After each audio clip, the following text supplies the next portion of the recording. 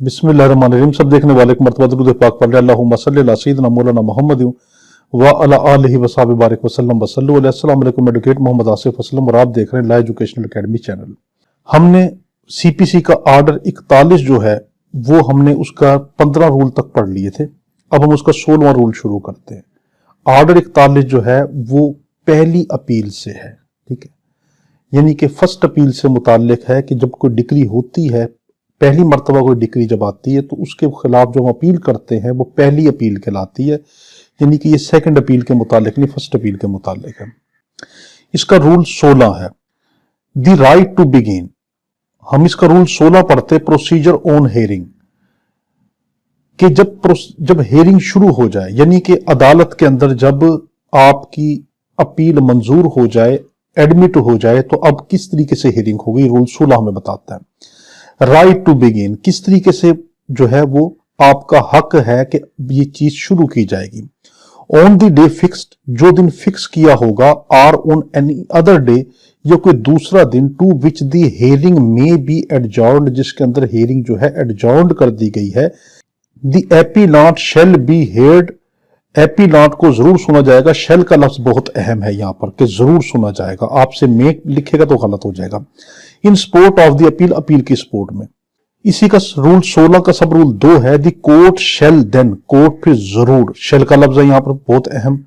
If it does not dismiss the appeal, अगर उसने appeal को खारिज ना किया, एट वंस फौरन ही, hear the respondent against the appeal, अब वो रिस्पोंडेंट को भी बुलाएगी, उसको सुनेगी। एंड इन सच केस, और इस केस में the appellant shall be entitle to reply, और फिर एपीलांट को दोबारा हक दिया जाएगा कि वो उसका जवाब दे। देखें 16 रूल में ये कहा गया कि अगर आपकी अपील एडमिट हो जाती है तो आपको जो एपीलांट था जिसने अपील दी थी वो क्या करेगा, उसको अदालत जरूर सुनेगी शेल के साथ। जब उसको सुन लेगी तो अब रिस्पोंडेंट जिसके खिलाफ उसने अपील की है उसको भी बुलवाएगी कि तुम भी आओ, उसका जवाब दो। जब वो उसका जवाब दे देगा तो अब क्या करेगी, उस जो एपीलांट था जिसने पहले बात की थी, फॉर एग्जांपल इस पूरे चैप्टर के अंदर मैं एपीलांट हूं, ठीक है, और जो मेरा किराएदार, जो हमने पिछले पार्ट में भी कहा था, जिसने मेरे मकान पे नाजायज कब्जा कर लिया था, वो रिस्पोंडेंट है। तो एपीलांट यानी कि आसिफ को दोबारा फिर मौका देगी कि जो तुम्हारे किराएदार ने आके जवाब दिया है, तुम इसकी सफाई में कुछ कहना चाहते हो, ये वाली बात की गई। रूल 17 में डिसमिसल ऑफ अपील, अपील का डिसमिस हो जाना फॉर एपीलांट्स डिफॉल्ट, अगर एपीलांट यानी आसिफ ने कोई डिफॉल्ट किया हो तो। Where on the day fix, जो दिन फिक्स है, और एनी अदर डे, या कोई दूसरा दिन, to which the hearing may be adjourned, जिसमें हेयरिंग एडजॉर्न्ड यानी पेशी दी जा सकती है। The appellant does not appear, यानी उन्होंने कोई एडजॉर्न्ड किया, ये कहा कि आपको इस पेशी पे आपको आना है या हेयरिंग वाले दिन, तो एपीलांट डज नॉट अपीयर, आसिफ नहीं आया जिसने अपील की थी। When the appeal is called on hearing, और अपील हेयरिंग के लिए थी, यानी सुनवाई के लिए अपील की डेट दी हुई थी कि आज हमने अपील सुननी है।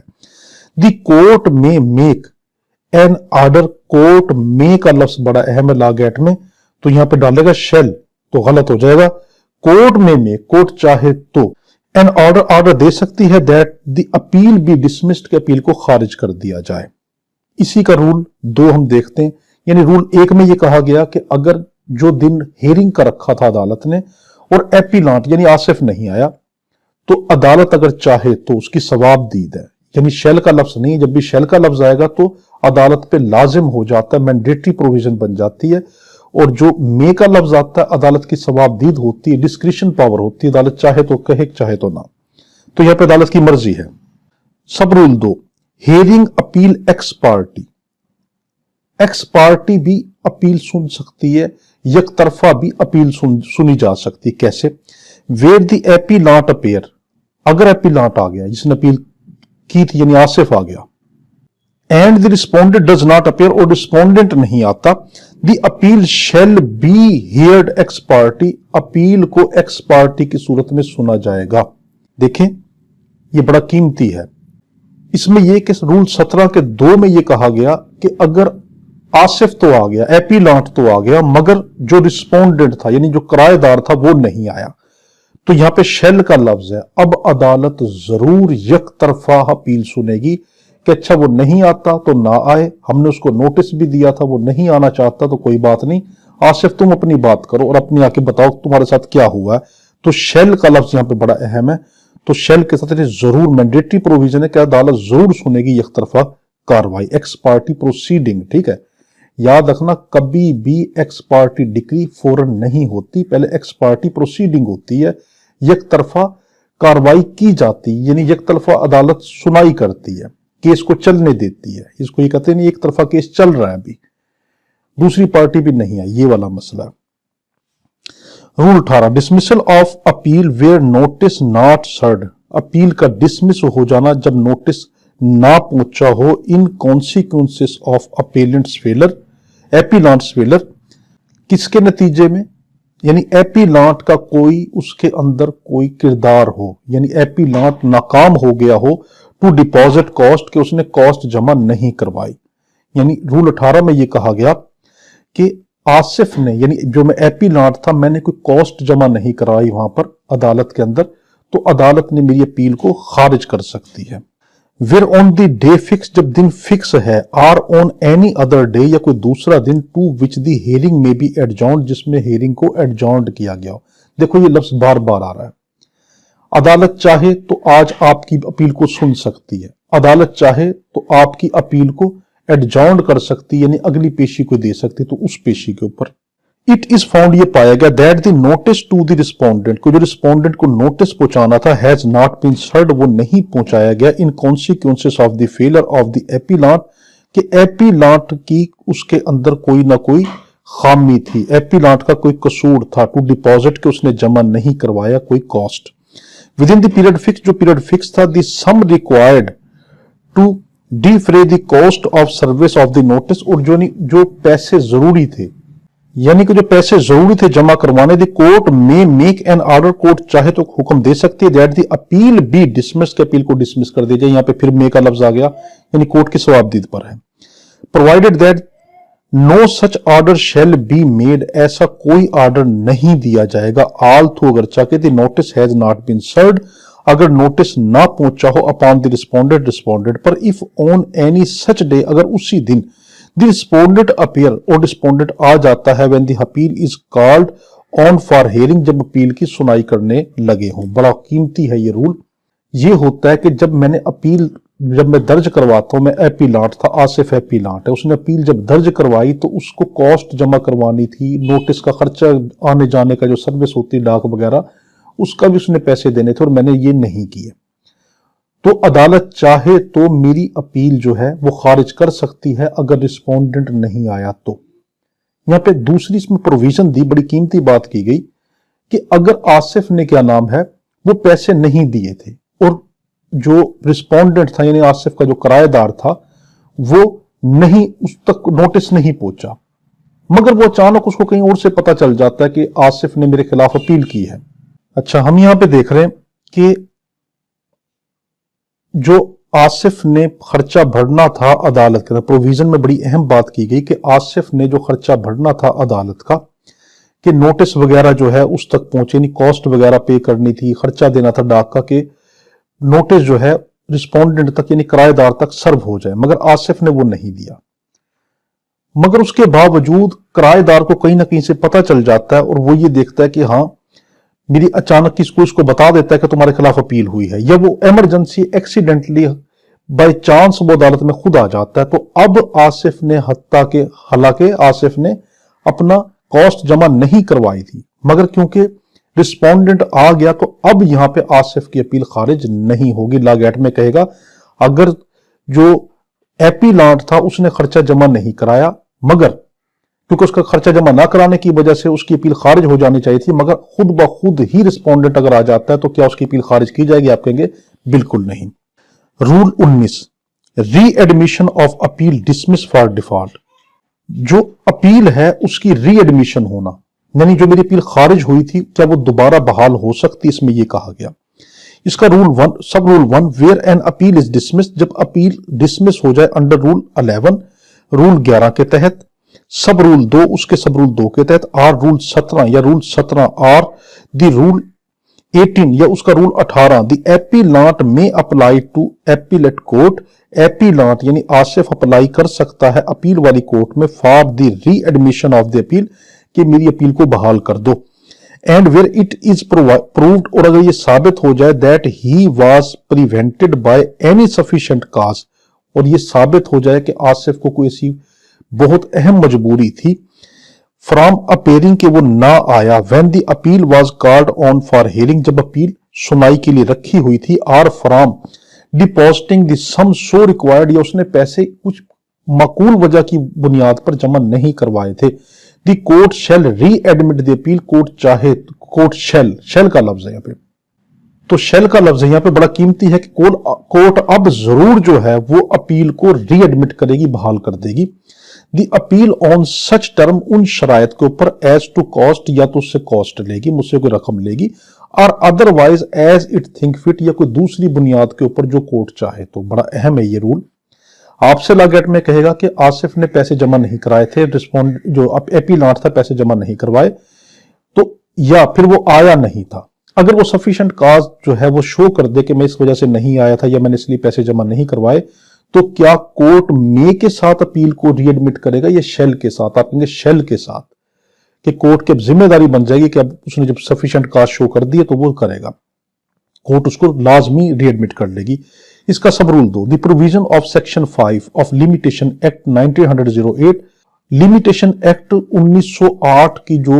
उसकी सेक्शन जो उसकी दफा 5 है, शेल अप्लाई, शेल का लफ्ज जरूर अप्लाई होगी to an application for the readmission, जब उसकी अपील दोबारा बहाल की जाएगी, of an appeal dismiss under the sub rule 2, अगर अपील जो है सब रूल 2 के तहत, ऑफ 11 सब रूल 2(11) के उसके तहत, और द रूल सब रूल 1 ऑफ रूल 17 या सब रूल 1 रूल 17 के तहत अगर उसकी अपील खारिज की गई हो। अब ये बड़ा कीमती है।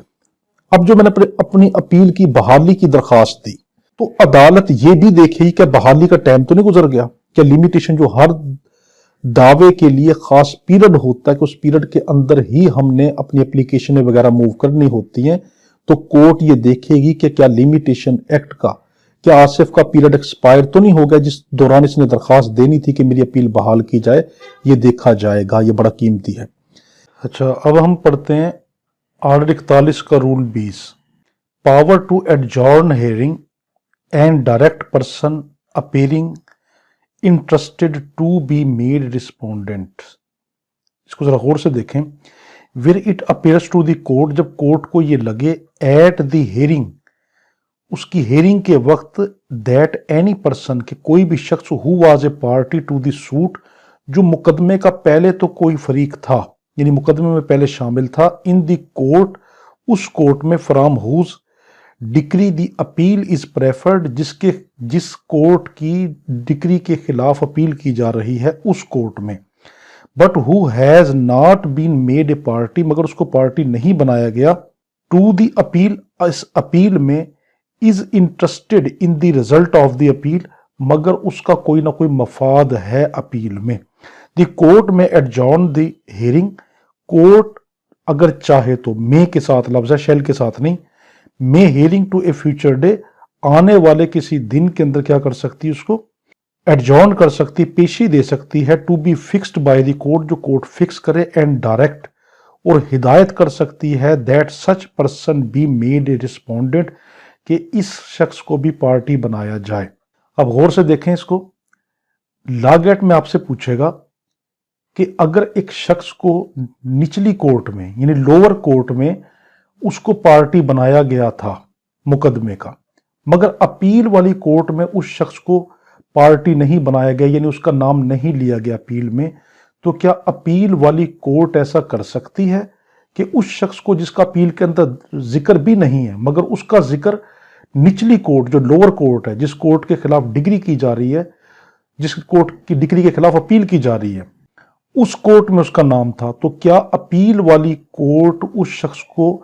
पार्टी बना सकती है? आप कहेंगे बिल्कुल बना सकती है। अगर वो शख्स लोअर कोर्ट में पार्टी था तो अपील वाली कोर्ट भी उसको पार्टी बना सकती है, चाहे कि अपील वाली कोर्ट में उसका नाम लिया हो या न लिया हो। ये है। आगे है 21, rehearing on application of respondent, दोबारा सुनाई करना किसके ऊपर, एप्लीकेशन अगर the respondent against whom the ex parte decree made, जिसके खिलाफ एक्स पार्टी डिक्री पास हुई थी। 21 रूल ये बताता है कि वो शख्स जिसके खिलाफ एक्स पार्टी पहले प्रोसीडिंग हुई थी, फिर एक्स पार्टी डिक्री पास हुई, अब क्या वो दोबारा उसकी सुनवाई की जा सकती है, उसकी इस एक्स पार्टी डिक्री को रद्द किया जा सकता है, यानी सुनवाई दोबारा की जा सकती है, रीहियरिंग की जा सकती है, वो हम पढ़ रहे हैं। Where an appeal is heard, अगर अपील सुनी गई थी एक्स पार्टी की बुनियाद पर, एंड जजमेंट इज प्रोनाउंस्ड, और जजमेंट दी गई अगेंस्ट द रिस्पोंडेंट के खिलाफ, ही मे अप्लाई, मे के साथ है, अगर वो चाहे तो अप्लाई कर सकता है to the appellate court, appeal वाली कोर्ट को, to rehear the appeal, के मेरी अपील को दोबारा सुन लो, and if he satisfies the court, और अगर वो कोर्ट को जो है मुतमिन कर दे that the notice was not duly served, के उसके पास नोटिस नहीं पहुंचा था, और that he was prevented by sufficient cause, और वो कोई माकूल वजह की वजह से रुका हुआ था,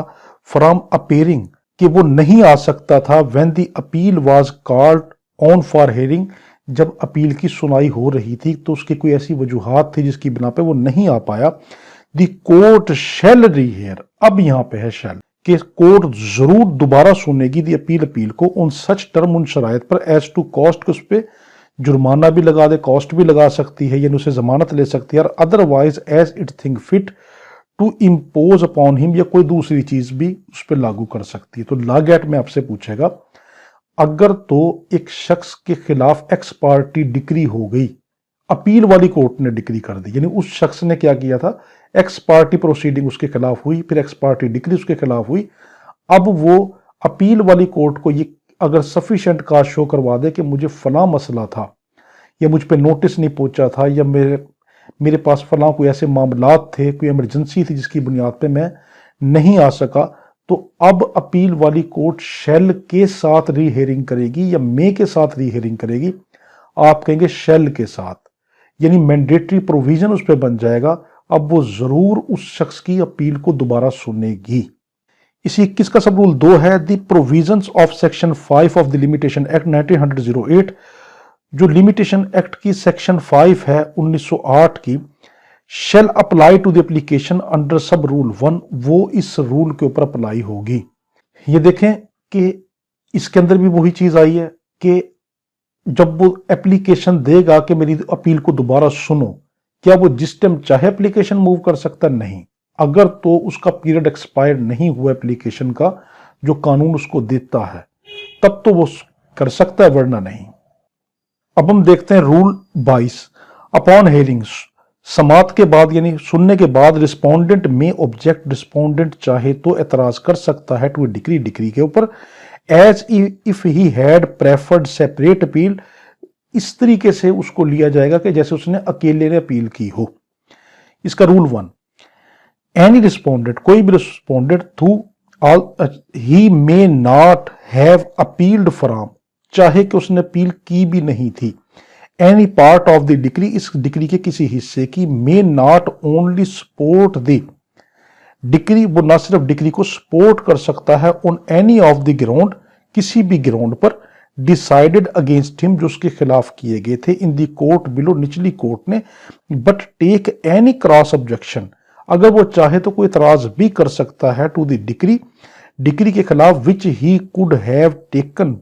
बाय वे ऑफ अपील, जिस तरीके से उसने वो अपील करता, provided he has filed such objection in the appellate court, जिस तरीके से उसने एपेलेट कोर्ट के अंदर ऑब्जेक्शन किया हो। ये मैं समझाता हूं अभी। विद इन 1 मंथ, मगर शर्त है कि 1 महीने के अंदर, ये सबसे कीमती है कि 1 महीने के अंदर अंदर उसको ऑब्जेक्शन करना होगा, from the date of the service on him, उस डेट से जब उसके पास जो है नोटिस पहुंचा था, or his pleader of notice of the day, या उसके वकील को नोटिस पहुंचा था, फिक्स्ड फॉर हेयरिंग, जो हेयरिंग के लिए फिक्स था, दी अपील के लिए, or within such further time, या उस मजीद वक्त में, एज द एपेलेट कोर्ट में सी फिट टू अलाउ, जो एपेलेट कोर्ट उसके लिए बेहतर समझे और उसको इजाजत दे। देखें लॉ गेट में आपसे पूछेगा, अगर एक शख्स ने ऑब्जेक्शन करना हो तो वो ऑब्जेक्शन कितने दिन के बाद करेगा? आप कहेंगे 1 महीने के अंदर अंदर उसको डिक्री पे कोई ऑब्जेक्शन हो तो वो कर सकता है, चाहे कि वो उसका पार्टी थी भी नहीं, चाहे कि वो शख्स पार्टी नहीं था किसके अंदर, अपील में, मगर वो अगर चाहे तो देखे कि फलां डिक्री कोर्ट ने ये की है, तो 1 महीने के अंदर अंदर कोई भी शख्स जो पहले किसी उस सूट का हिस्सा था, देखें अगर कोई शख्स उस मुकदमे का हिस्सा रहा हो किसी भी वक्त, तब वो शख्स 1 महीने के अंदर अंदर अपील वाली कोर्ट में अगर ऑब्जेक्शन करना चाहे, एतराज करना चाहे, तो वो एतराज कर सकता है। अब लागैट में आपसे पूछेगा कि उसका जो ऑब्जेक्शन होगा वो ऑब्जेक्शन की डेट कब से शुरू होगी महीने वाली? आप कहेंगे जिस दिन उसको नोटिस मिला हो या उसके वकील को मिला हो। तो लागैट में कहेगा अगर उसके वकील को नोटिस मिला मगर पार्टी को, रिस्पोंडेंट को नहीं मिला, तो क्या तब भी वो 1 महीने के अंदर वो कर सकता है? आप कहेंगे हाँ, चाहे उसके वकील को नोटिस मिला हो या शख्स को नोटिस मिला हो, 1 माह के अंदर अंदर वो ऑब्जेक्शन कर सकता है। Form of objection and provisions applicable thereto, किस शक्ल के अंदर वो जो है वो ऑब्जेक्शन करेगा, किस तरह लिखेगा? Such cross objection shall be in the form of a memorandum, वो भी तहरीरी शक्ल में लिखे जाएंगे जिस तरह दावा लिखा जाता है, अपील लिखी जाती है। And the provisions of rule 1, और रूल 1 की जो तमाम जो कवानीन थे, so far as they relate to the form, जिसका ताल्लुक उसकी फॉर्म से था, एंड कंटेंट, और उसके मतन से था, उसके मवाद से था, ऑफ द मेमोरेंडम, मेमोरेंडम के ऑफ अपील, उस अपील की तहरीर के, शेल अप्लाइड देयर टू, उस पर अप्लाई होंगे। लागैट में आपसे पूछेगा कि क्या जो वो शख्स एतराज करेगा वो किसकी शक्ल में होगा? आप कहेंगे मेमोरेंडम की शक्ल में होगा, और उसके ऊपर जो रूल 1 की प्रोविजंस है वो अप्लाई होंगी। इसका sub rule 3, unless the respondent files, जब तक के रिस्पोंडेंट फाइल ना करे with the objection at written acknowledgement from the party, किसी रसीद की शक्ल के अंदर, who may be affected by such objection, जो उस ऑब्जेक्शन से अफेक्ट हो सकता है, आर हिज प्लेडर, या उसके प्लेडर को, ऑफ हैविंग रिसीव्ड, कि उसने ले ली है, ए कॉपी देयर टू, उसकी copy, the appellate court shall cause a copy to be served, appellate court जो है उस रिस्पोंडेंट को कॉपी भेजेगी। मैं भी बताता हूं आपको, as soon as may be after the filing of the objection, कैसे? जैसे ही उसने ऑब्जेक्शन फाइल किया उसके फौरी बाद उन सच पार्टी, उस पार्टी पर, आर इज प्लेडर या उसके वकील को, at the expense of the respondent, respondent के खर्चे पर। इसको जरा गौर से देखें, जैसे ही एक शख्स एतराज करता है 1 महीने के अंदर, जब वो एतराज कर देगा, जो अपील वाली अदालत है उसकी जिम्मेदारी है कि वो उस रिस्पोंडेंट को जो उस एतराज से अफेक्ट हो सकता है उसके पास नोटिस भेजेगी कि देखो तुम्हारे खिलाफ इस 1 महीने के अंदर इस बंदे ने एतराज किया है। आपसे लागैट में पूछ लेगा कि क्या अगर वो शख्स जिसने एतराज किया है वो खुद ब खुद उस पार्टी को नोटिस भेज दे या उसके वकील को भेज दे जो उस ऑब्जेक्शन से, इस एतराज से अफेक्टेड हो सकता था, तो क्या अब अपील वाली कोर्ट नोटिस भेजेगी? आप कहेंगे नहीं। ठीक है, दोबारा देखें कि वैसे तो ड्यूटी है अदालत की कि जैसे ही कोई शख्स एतराज करता है तो अदालत दूसरे शख्स पर, रिस्पोंडेंट पर नोटिस भेजती है। अगर एतराज करने वाला खुद नोटिस पहले भेज दे और रसीद पेश करे, शर्त यह है कि वो रसीद पेश करेगा अदालत में कि जज साहब मैंने खुद नोटिस उसको भेज दिया, आपको भेजने की जरूरत नहीं है, अब आप आगे प्रोसीडिंग को आगे हम लेके चल सकते। सब रूल इसका 4, वेर इन एनी केस, किसी भी केस में, इन विच एनी रिस्पोंडेंट, की कोई भी respondent has under this rule, इस रूल के तहत filed A memorandum of objection, अगर वो कोई तहरीर लिख दे, यानी वो तहरीरी तौर के ऊपर अगर वो एतराज जमा करा दे, the original appeal is withdrawn, और अगर ओरिजिनल अपील ले ली गई थी, or is dismissed for default, या डिफॉल्ट की वजह से डिसमिस हो गई थी, बहुत कीमती है ये sub rule 4। The objection so filed may nevertheless be heard, उसका ऑब्जेक्शन जो है वो सुना जाएगा, and determine after such notice, और उस नोटिस के बाद देखा जाएगा, to other party as the court think fit, जो कोर्ट मुनासिब समझे। अब गौर से देखें, ये बहुत ही कीमती और पेचीदा जो है ये रूल है। आपसे लागैट में कहेगा कि आसिफ ने अपील दायर की, और अपील दायर करने के बाद डिक्री हो गई। अदालत ने ऐसा किया कि आसिफ की अपील खारिज कर दी, मगर 1 महीने के अंदर अंदर किसी और शख्स ने जो उस मुकदमे का हिस्सा था उसने अपना एतराज जमा करा दिया।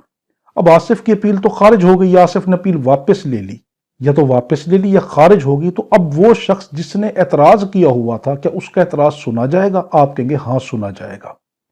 तो क्या अगर मैंने अपील की, मैं अपील वापस भी ले लूं, मगर 1 महीने के अंदर अंदर उस शख्स ने, दूसरे ने अगर एतराज जमा कराया था तो उसका एतराज सुना जाएगा। Subsection 5, the provisions relating to pauper, वो कवानीन जिसका ताल्लुक है मुफलिस अपीलों के ऊपर, पापर अपील्स, मुफलिस अपीलों पर, shall so far as they can be made applicable,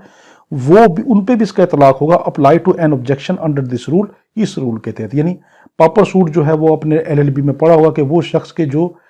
किसी मुकदमे की कोर्ट फीस जमा ना करवा सकता हो, तो उस वाले मुफलिस शख्स के ऊपर भी ये वाले रूल अप्लाई होंगे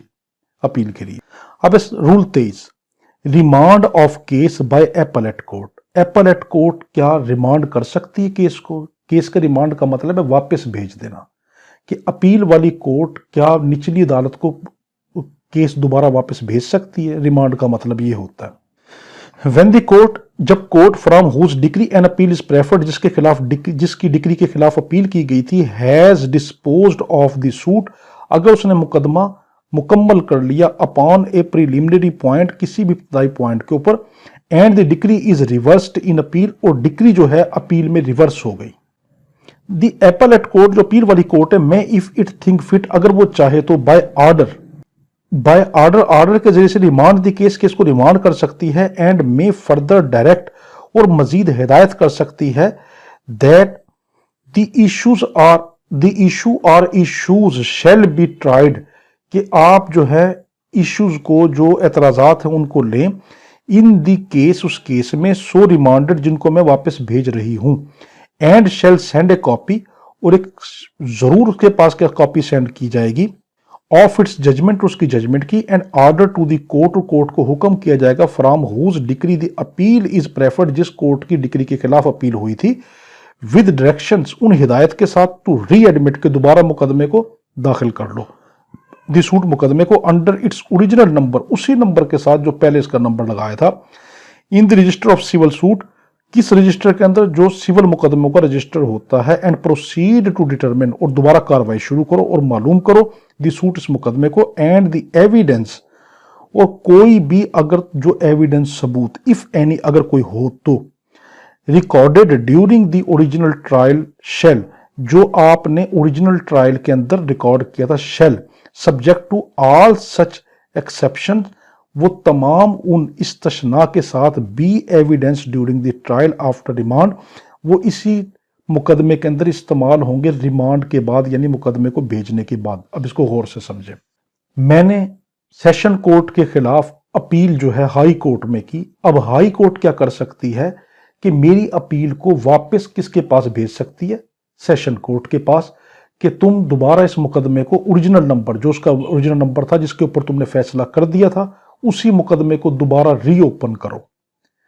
और इस मुकदमे की दोबारा ट्रायल देखो, और ये देखो कि इसके अंदर क्या क्या हुआ है, और जो इशू फ्रेम हुए थे। इशू फ्रेम का मतलब क्या होता है कि जिन पॉइंट्स के ऊपर अदालत ने फैसला करना होता है उसको कहते हैं इशू। मिसाल के तौर के ऊपर, औरत ने आदमी के ऊपर मुकदमा किया कि इसने मुझसे निकाह किया, मेरी औलाद हुई, अब इसने नान नफका मुझे नहीं देता, मुझे घर से निकाल दिया, ये केस है, ठीक है। अब अदालत जो पॉइंट नोट करेगी कि क्या निकाह हुआ था, क्या नान नफका लिखा गया था हक महर में, क्या बच्चे हुए थे, क्या इसको निकाला गया, क्या मारा पीटा गया, ये वाले जो पॉइंट होते हैं इसको इश्यू कहते हैं, ठीक है, कि जिनके ऊपर कोर्ट डिटरमिन करती है कि मैंने क्या फैसला करना, मैंने किस पॉइंट को लेके चलना है। तो यानी क्या अगर मैंने सेशन कोर्ट के खिलाफ हाई कोर्ट के अंदर अपील की थी, तो हाई कोर्ट क्या कर सकती है, दोबारा केस सेशन कोर्ट को भेज सकती है कि रीओपन करो उसी नंबर के साथ। लॉ गेट में पूछेगा क्या नया नंबर लगेगा? नहीं, वही पुराना नंबर जो पहले वाला इस केस का था वो लगाओ, और इशू फ्रेम जो हुए थे उसको देखो, और जो तुमने एविडेंस पहले लिए थे उसको भी अब इस केस में शामिल कर सकते हो, यानी वो वाले एविडेंस जो पहले लिए गए थे इस केस में,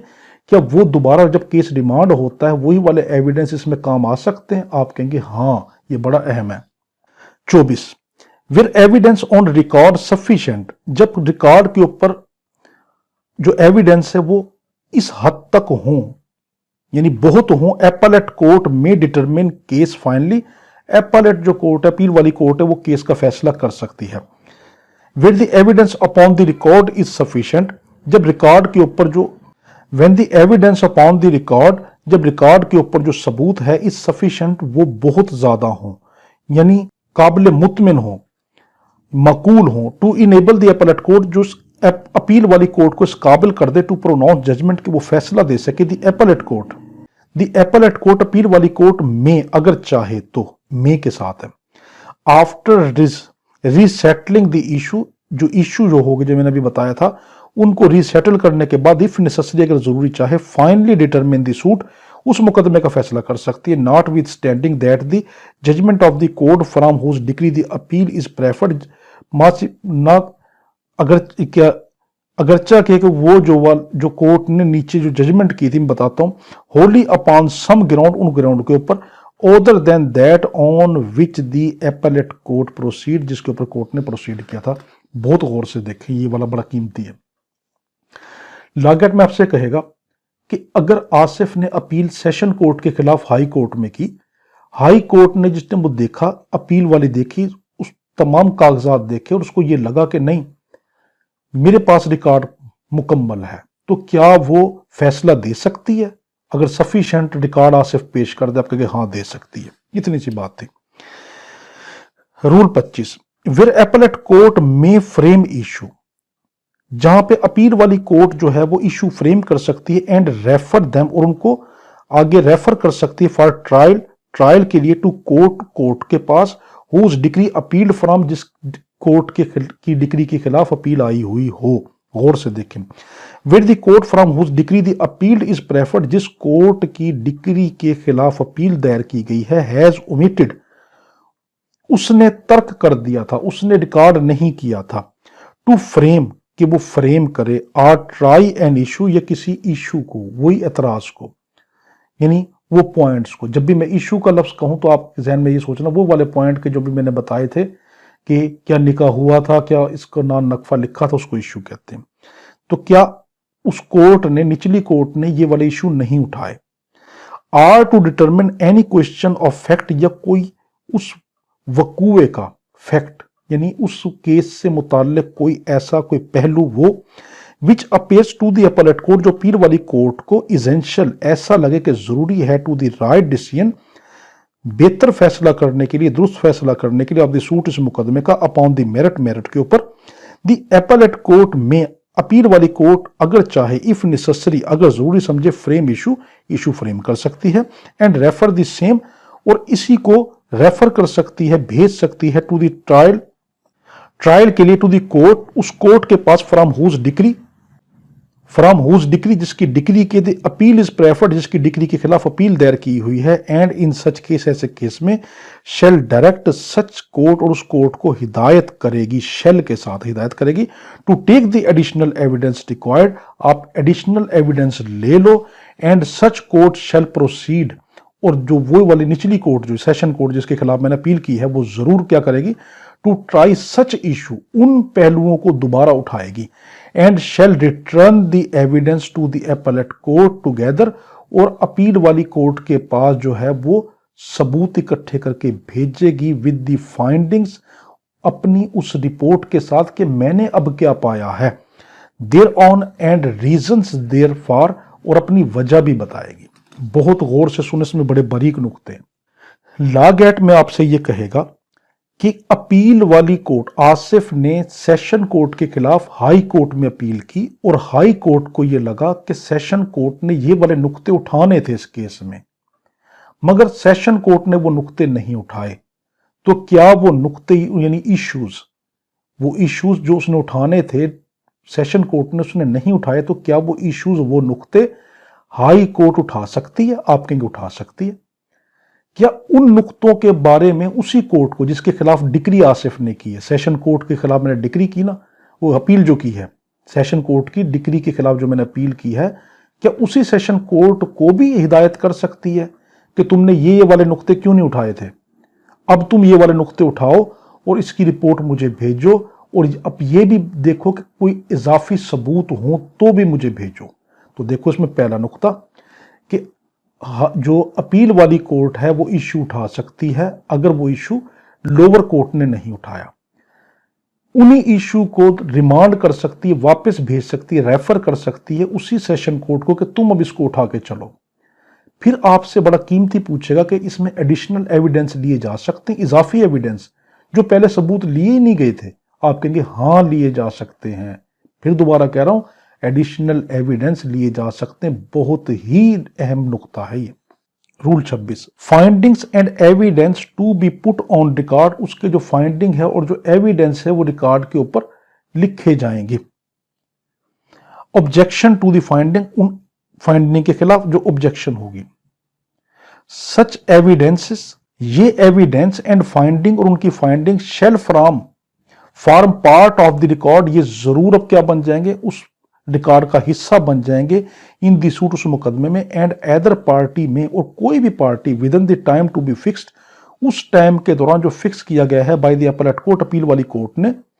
present a memorandum of objection, अगर वो चाहे तो तहरीरी शक्ल में एतराज कर सकता है एज टू एनी फाइंडिंग, कोई भी फाइंडिंग। अब गौर से देखें, अभी जो हमने पिछला 25 के अंदर पढ़ा है कि उस कोर्ट को, सेशन कोर्ट को अपील वाली कोर्ट ने दोबारा ये कहा कि तुम वो इशू उठाओ और उन इशू के ऊपर अपनी पूरी मुझे फाइंडिंग दो। फाइंडिंग का मतलब होता है कि तुमने इसमें क्या पाया, अपना इसके अंदर व्यू दो। और उसने वो अपना व्यू यानी कि फाइंडिंग आगे दी, तो क्या कोई पार्टी जिसको इन फाइंडिंग से एतराज हो, क्या वो एतराज के खिलाफ कुछ कार्रवाई कर सकती है? आप कहेंगे हाँ कर सकती है। किसी भी पार्टी को अगर एतराज हो उस फाइंडिंग से कि जो निचली कोर्ट ने अब दोबारा ऊपर वाली कोर्ट को भेजी है, उसके खिलाफ एतराज हो सकता है। इसी का sub rule 2, determination of appeal, appeal को डिटरमिन करना। After the expiration of the period, जब वो पीरियड गुजर जाए, सो fixed for presenting such memorandum, क्या पेश करने का, वो मेमोरेंडम यानी वो तहरीर पेश करने का, the appellate court shall proceed to determine the appeal. Appellate court जो है अब वो अपील के बारे के अंदर प्रोसीडिंग करना शुरू कर देगी। यानी इतनी सी बात इसमें की गई कि निचली कोर्ट ने जो अपनी फाइंडिंग ऊपर वाली अपील वाली कोर्ट में भेजी थी, सेशन कोर्ट ने अपनी फाइंडिंग जो हाई कोर्ट में भेजी थी, उसके खिलाफ जब किसी शख्स को अगर ऑब्जेक्शन करना हो तो ऑब्जेक्शन कर सकता है। फॉर एग्जाम्पल, कोर्ट ने उसको टाइम दिया कि 1 महीने के अंदर अंदर तुम ऑब्जेक्शन कर लो। अगर उस शख्स ने ऑब्जेक्शन 1 महीने में नहीं किया, यानी वो पीरियड एक्सपायर हो गया, रूल 2 में कहा, सब रूल 2 में कहा कि वो पीरियड एक्सपायर हो गया जिस पीरियड के दौरान उसने ऑब्जेक्शन करना था। अब कोर्ट क्या करेगी, अब कोर्ट अपनी प्रोसीडिंग शुरू कर देगी कि हाँ भाई उस शख्स ने तो ऑब्जेक्शन किया ही नहीं, मैंने तो उसको टाइम भी दिया था 1 महीने का, अब वो नहीं आया तो कोई बात नहीं, इसका मकसद उसको ऑब्जेक्शन नहीं है तो मैं आगे प्रोसीडिंग को वो कर दूं, डिटरमिन कर दूं appeal. Rule 27, production of additional evidence in appellate court, क्या अपील वाली कोर्ट में इजाफी सबूत दिए जा सकते हैं जो पहले नहीं दिए गए थे, वो वाला। The parties to an appeal, appeal वाली पार्टियां शैल, जरूर, not to be entitle to produce additional evidence, वो उनको मिजाज नहीं है, वो इस काबिल नहीं है कि एडिशनल एविडेंस दें, वेदर ओरल और डॉक्यूमेंट्री, या तो ओरल की शक्ल में या डॉक्यूमेंट्री की शक्ल में, in the appellate court, appeal वाली कोर्ट में। यानी कोई भी शख्स एडिशनल एविडेंस जबानी, ओरल या रिटन शक्ल में नहीं दे सकता। बट, अब आया बट इफ, मगर इन सूरतों में दे सकता, क्या, the court from whose decree the appeal is preferred, जिस कोर्ट की डिक्री के खिलाफ अपील की गई है, हैज रिफ्यूज्ड, उसने इनकार कर दिया था, टू एडमिट कि मैं तुम्हारा जमा नहीं करूंगी दी एविडेंस, किसी सबूत को, which are to have been admit, जो उसको जमा करना चाहिए था। यानी जो निचली कोर्ट को सबूत लेना चाहिए था तो उस निचली कोर्ट ने वो सबूत लेने से इनकार कर दिया था। इस सूरत के अंदर अब वही वाला सबूत अपील वाली कोर्ट ले सकती है। B, the appellate court requires any document, जो अपील वाली कोर्ट है वो कोई भी डॉक्यूमेंट मंगवा सकती है टू बी प्रोड्यूस्ड, जो प्रोड्यूस करने चाहिए थे, और एनी विटनेस या कोई भी विटनेस को टू बी एग्जामिन्ड, के उसको एग्जामिन करे, to enable it to pronounce, ताकि इस काबिल हो जाए टू प्रोनाउंस जजमेंट के वो फैसला दे दे, or so any other substantial causes, या कोई बाद में कोई काजेस हो। गौर से देखें,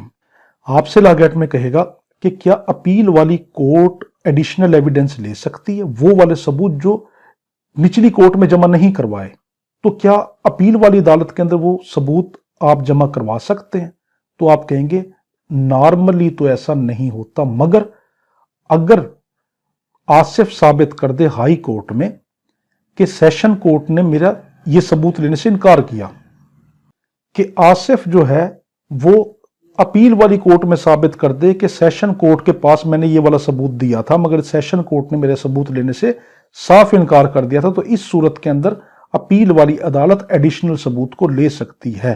प्लस वो कोई रिकॉर्ड भी मंगवा सकती है, प्लस वो चाहे तो किसी भी विटनेस को बुलवा सकती है। यानी वो शख्स को जो निचली अदालत ने लिया ही नहीं, कोई सबूत ना लिया, कोई विटनेस ना लिया, तो एडिशनल जो अपील वाली कोर्ट है उसको एडिशनल तौर पर ले सकती है। ये वाली बात है। द एपेलेट कोर्ट में अलाउ, अपील वाली कोर्ट इजाजत दे सकती है सच एविडेंस, ऐसे एविडेंसेस को और डॉक्यूमेंट या ऐसे डॉक्यूमेंट्स को टू बी प्रोड्यूस, कि प्रोड्यूस किए जाए, और विटनेस टू बी एग्जामिन्ड, और ऐसे विटनेस उनको एग्जामिन कर सकती है, यानी एडिशनल सबूत भी ले सकती है, डॉक्यूमेंट भी मंगवा सकती है, विटनेस भी मंगवा सकती है। इसी का sub rule 2, where additional evidence is allowed, जब एडिशनल एविडेंस दिए गए थे to be produced by the appellate court के जरिए, the court shall record the reason for its admission, court अब अपनी जो है रीजन लिखेगी। तो लागैट में आपसे पूछेगा कि जो अपील वाली अदालत एडिशनल एविडेंस लेगी, एडिशनल डॉक्यूमेंट मंगवाएगी, एडिशनल किसी इजाफी तौर पे किसी विटनेस को लेगी, तो क्या रीजन लिखने की पाबंद है? आप कहेंगे हाँ, क्योंकि शेल के साथ आया। अब है हमारे पास इसका rule 28, mode of taking additional evidences, किस तरीके से वो एडिशनल एविडेंस लेगी। Wherever additional evidence is allowed, जब एडिशनल एविडेंस इजाजत दी जाए कि ले लो, टू बी प्रोड्यूस को पेश कर दिए जाए, एपेलेट कोर्ट में either take such evidence, appeal वाली अदालत खुद भी एडिशनल एविडेंस ले सकती है, और डायरेक्टली कोर्ट, ये उस कोर्ट को हिदायत कर सकती from whose the decree appealed is preferred, जिस कोर्ट की डिक्री के खिलाफ अपील दी हुई थी, और एनी अदर सबऑर्डिनेट कोर्ट, जब किसी और मातहत कोर्ट को भी कह सकती है कि तुम एडिशनल एविडेंस ले लो, और टेकिंग सच एविडेंस, और ले सकती उस एविडेंस को, and to send it when taken to the appellate court, और एपेलेट कोर्ट के अंदर ये भेजे। देखिए 28 में ये कहा गया, आपसे लागैट में पूछेगा कि एडिशनल एविडेंस अगर इजाजत दे दी जाए, हाई कोर्ट कहते ठीक है एडिशनल एविडेंस ले लो, तो वो कितने तरीकों से लिए जा सकते हैं? आप कहेंगे हाई कोर्ट खुद भी ले सकती है, नहीं अपील वाली कोर्ट खुद भी ले सकती है एडिशनल एविडेंस, या उस कोर्ट को भी कह सकती है कि जिसकी कोर्ट के खिलाफ आसिफ ने डिक्री की अपील दायर की हुई है, या किसी और सबऑर्डिनेट कोर्ट को भी हिदायत कर सकती है कि तुम इसके एडिशनल एविडेंस ले लो। तो देखो एडिशनल एविडेंस हाई अपील वाली अदालत खुद भी ले सकती है, किसी मातहत अदालत को भी कह सकती है, और उस अदालत को भी कह सकती है जिसकी डिक्री के खिलाफ अपील दायर की है। 29 points to be defined and recorded, जो कौन से पॉइंट है जो रिकॉर्ड किए जाएंगे और डिफाइंड किए जाएंगे। फिर एडिशनल एविडेंस इज डायरेक्टेड, जब एडिशनल एविडेंस हुक्म जारी कर दिया जाए, और अलाउ टू बी टेकन, या इजाजत दी जाए कि लिए जाएं, द एपेलेट कोर्ट, अपील वाली court, shall specify the point, appeal वाली कोर्ट जो है वो जरूर उन पॉइंट को उठाएगी, to which evidence to be confined, कि जिन पॉइंट, उन पॉइंट तक कन्फाइंड करेगी जिनके ऊपर एविडेंस लिए गए हैं, and record on this proceeding the point so specified, और उन पॉइंट जो स्पेसिफाइड किए उनके बारे में रिकॉर्ड लिखेगी। सिंपल सी बात, जब एडिशनल एविडेंस लेने की इजाजत दे दी जाए तो कोर्ट उन एडिशनल एविडेंस के इर्द गिर्द ही घूमेगी, ठीक है। यानी सिंपल वर्डिंग के अंदर जो एडिशनल एविडेंस होंगे ना, उन जो अपील वाली कोर्ट है अब उनको लिख देगी कि मैंने ये वाले एडिशनल एविडेंस लिए हैं, और इन एडिशनल एविडेंस की बुनियाद के ऊपर अब मैंने अपनी प्रोसीडिंग जारी की है। 30वां judgment in appeal, judgment when and where pronounce, अब ये फैसला अपील का कौन और कहां पे किया जाएगा। यानी मैंने सेशन कोर्ट के खिलाफ अपील हाई कोर्ट में की, तो हाई कोर्ट कब किस तरह फैसला देगी। दी एपलेट कोर्ट, अपील वाली कोर्ट, आफ्टर हेयरिंग दी पार्टी, पार्टियों को सुनने के बाद, आर देयर प्लेडर्स, या उनके वकीलों को सुनने के बाद, and referring to any part to the proceeding, या किसी इस सूट के, इस प्रोसीडिंग के किसी पार्ट को रेफर करने के बाद, वेदर ऑन अपील, या तो अपील की शक्ल में, आर इन कोर्ट, या कोर्ट जो है आर इन कोर्ट, कोर्ट में, from whose decree the appeal is preferred, जिसकी डिक्री के खिलाफ अपील दी गई है, टू सच रेफरेंस, उन हवालों के साथ, मे बी कंसीडर्ड नेसेसरी, अगर वो चाहे जरूरी समझे, शैल प्रोनाउंस जजमेंट, वो जजमेंट दे देगी, in open court, open court में, एदर एट वंस, तो फौरन ही, or on some future day, या किसी आने वाले दिन में, of which the notice shall be given, जिसका नोटिस जरूर दिया होगा, टू दी पार्टीज, उन पार्टियों को, आर देयर प्लेडर, या उनके वकीलों को। लागत में आपसे कहेगा, जब अपील वाली कोर्ट ने, आसिफ ने सेशन कोर्ट के खिलाफ हाई कोर्ट में अपील की, तो हाई कोर्ट कैसे फैसला देगी। आप कहेंगे हाई कोर्ट या तो उसी वक्त फैसला दे देगी, मगर कब देगी, पहले दोनों पार्टियों को सुनेगी या उनके वकीलों को सुनेगी, या तो उसी सुनने के बाद, सुनना जरूरी है, ठीक है, सुनने के बाद या तो उसी टाइम फैसला दे देगी, या आगे कोई डेट डाल देगी, पेशी दे देगी कि इस वाली पेशी पे मैं अपना फैसला देती हूं, ये वाली बात है। 31 contents date and signature of judgment, उस जो जजमेंट जो अब फैसला देगी अपील वाली कोर्ट, उसमें क्या क्या चीजें होंगी। The judgment of the appeal appellate court, जो एपलेट कोर्ट की जजमेंट है, शैल बी इन राइटिंग, वो रिटन शक्ल में होगी और वो ओपन कोर्ट में दी जाएगी।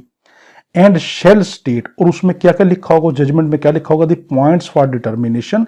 कि कौन कौन से पॉइंट अपील वाली कोर्ट ने डिटरमिन किए हैं, एंड डिसीजन देयर ऑन, और उन पॉइंट के ऊपर जो उसने फैसला दिया है, the reason for the decision, और जो फैसला दिया है उनकी वजूहात लिखेगी, and where the decree appealed from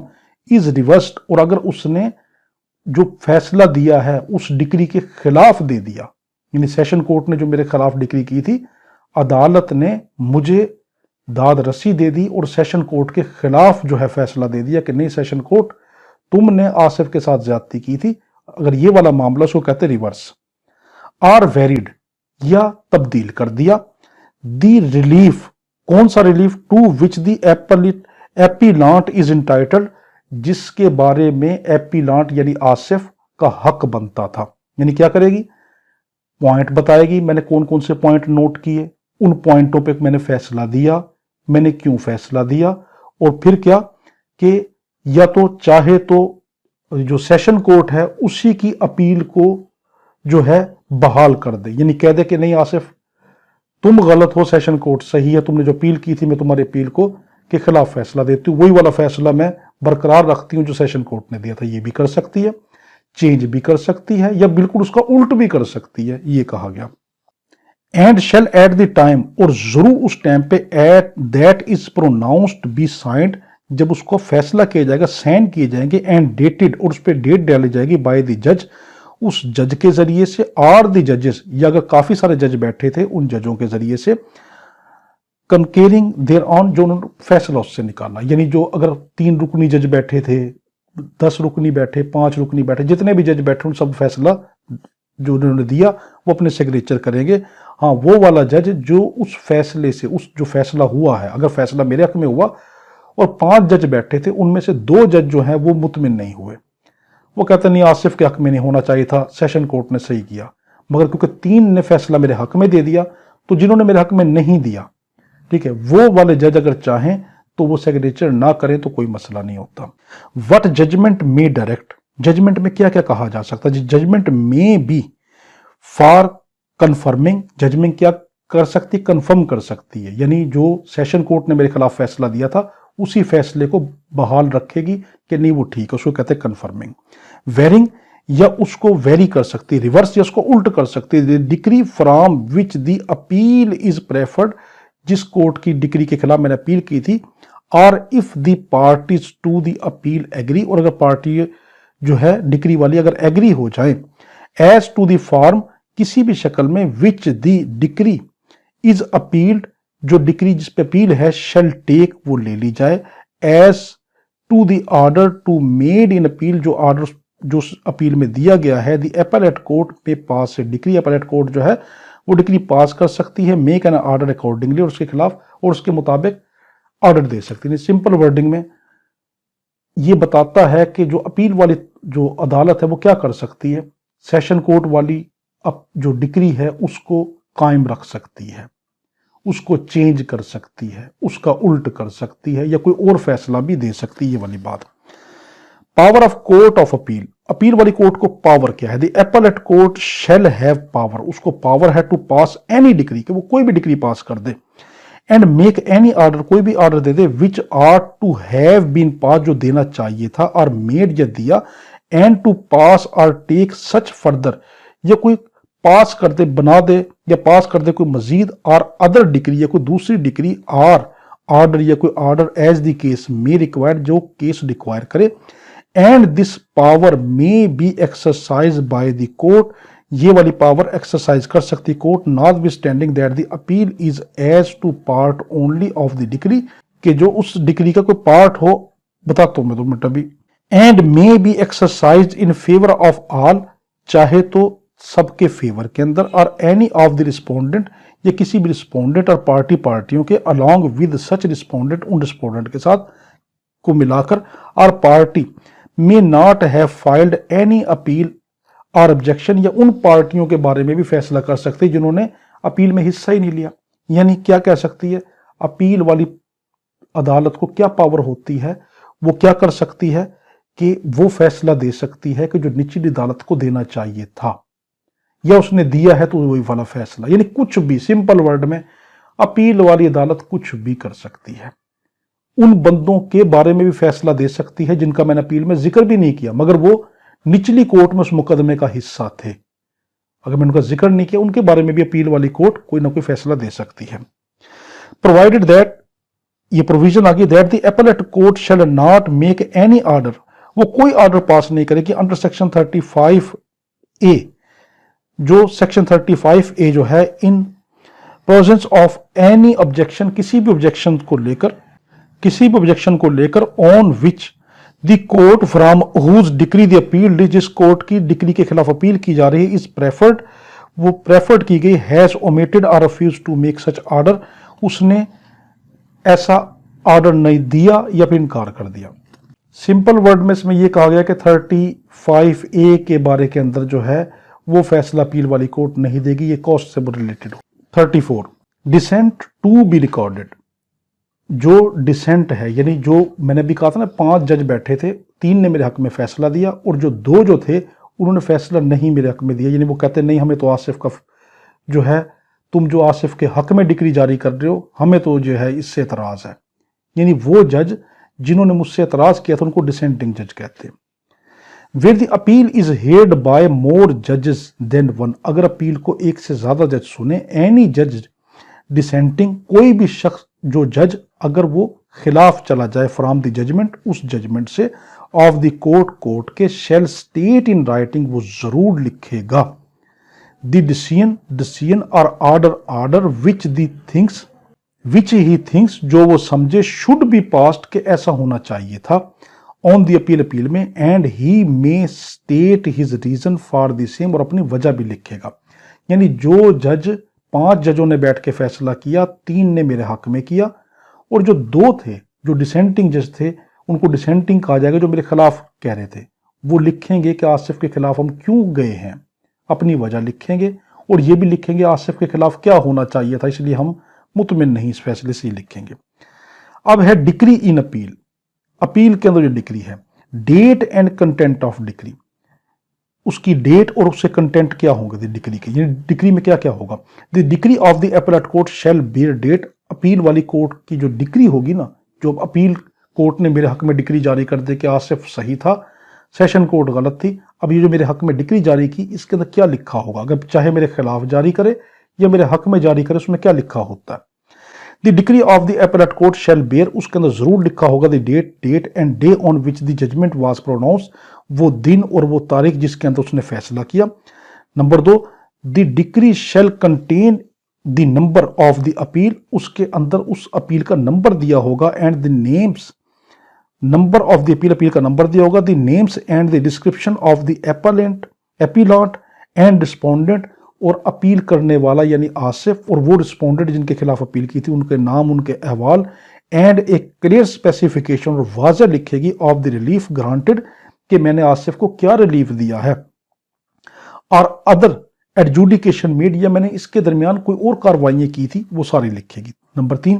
the decree shall also state the amount of cost, उसमें अमाउंट ऑफ कॉस्ट भी लिखी जाएगी, इनकर्ड इन द अपील, जो अपील से ली गई, एंड बाय होम और किस से, और आउट टू व्हाट प्रॉपर्टी, या किस प्रॉपर्टी से, एंड इन व्हाट प्रोपोर्शन, ये उसके किस प्रोपोर्शन से, such cost and the costs in the suits are to be paid, वो पेड की जाएगी। अगर उसने कोई जुर्माना किसी पे लगाया होगा तो वो भी बताएगी, फिर ये भी कहेगी कि वो जुर्माना किससे लिया जाए, वो मुआवजा किससे लिया जाए वो लिखेगी। चौथा, the decree shall be sign, decree पे साइन जरूर होगा, एंड डेटेड बाय द जज, और वो जज डेट भी डालेगा, और जजेस वो जो जजेस होंगे डेट भी डालेंगे, हु पास्ड इट, जिसने पास किया। अब नीचे इस बड़ा अहम वो चीज दी,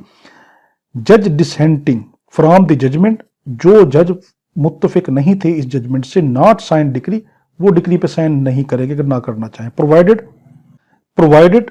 ये प्रोविजन आगे, that where there are more जजेस देन वन, जब एक से ज्यादा जज हों, and there is a difference of opinion among them, और उनके दरमियान जो है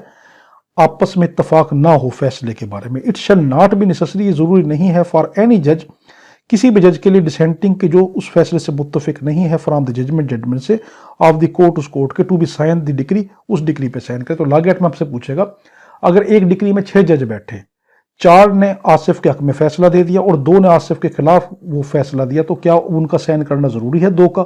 आप कहेंगे 2 का साइन करना जरूरी नहीं है, मगर हाँ फैसले में लिखा जाएगा कि ये क्यों आसिफ के खिलाफ कह रहे हैं, वो क्या कहना चाहते हैं, और वजह भी लिखेंगे। 36, copies of judgment and decree to be furnished to the party, उस जजमेंट की जो अब जो क्या नाम है हाई कोर्ट यानी अपील वाली कोर्ट ने जो मेरे हक में जो डिक्री दी है या मेरे खिलाफ डिक्री दी है, उसकी फोटो कॉपी हम ले सकते हैं। Certified copy of the judgment and decree in appeal shall be furnished, उनकी सर्टिफाइड कॉपियां जरूर दी जाएंगी टू दी पार्टी, पार्टियों को, एप्लीकेशन अगर जब वो दरखास्त दें, to the appellate court, appeal वाली कोर्ट को, एंड एट देयर एक्सपेंसेस, उनके खर्चे के ऊपर, यानी खर्चा लेकर पार्टियों को सर्टिफाइड कॉपी अदालत देगी, शैल के साथ देगी, मे के साथ नहीं, शैल जरूर देगी। 37, certified copy of the decree to be sent to the court whose decree appeal from, अब उस कोर्ट को भी, जिस कोर्ट की डिक्री के खिलाफ मैंने अपील की थी, यानी जिस सेशन कोर्ट के खिलाफ मैंने अपील की थी, उसके पास भी एक सर्टिफाइड कॉपी भेजेगी कि तुम्हारे खिलाफ जो अपील आई थी उसका मैं फैसला ये वाला दे रही हूं। एक कोर्ट ऑफ द जजमेंट, जो एक कॉपी ऑफ द जजमेंट, जो कॉपी है जजमेंट की, एंड द डिक्री, और डिक्री की सर्टिफाइड, जो सर्टिफाइड है बाय द अपीलेट कोर्ट की, और सच ऑफिसर, ये उस ऑफिसर को as it appoints in this behalf, ये जो बिहाफ में इस काम के लिए रखा गया हो, shall be sent to the court, court को भेजा जाएगा, which pass the decree appealed from, जिसकी डिक्री के खिलाफ अपील हुई थी, and shall be filed with the original proceeding, और उसको हुक्म दिया जाएगा कि जो ये तुमने जो फैसला दिया था उस फैसले के साथ अब ये मेरा जो फैसला है, बड़ी अदालत का फैसला, इसको उसके साथ अटैच कर दो इन दी सूट में, and an entry of the judgment, और उस जजमेंट की एंट्री लिखो, of the appellate court, appeal वाली कोर्ट की, शैल बी मेड, जरूर लिखो, in the register of the civil suit, उस रजिस्टर में जिसके अंदर सिविल मुकदमे लिखे जाते हैं। तो ये था हमारा, ये हमारा 41 ऑर्डर खत्म हुआ, तो अब इसके बाद 43 ऑर्डर है, हमारा CPC खत्म हो जाएगा। अल्लाहुम्मा सल्ली अला सय्यिदिना मौलाना मुहम्मद व अला आलिहि व सल्लम व सल्लु अलैहि। अल्लाह हाफिज।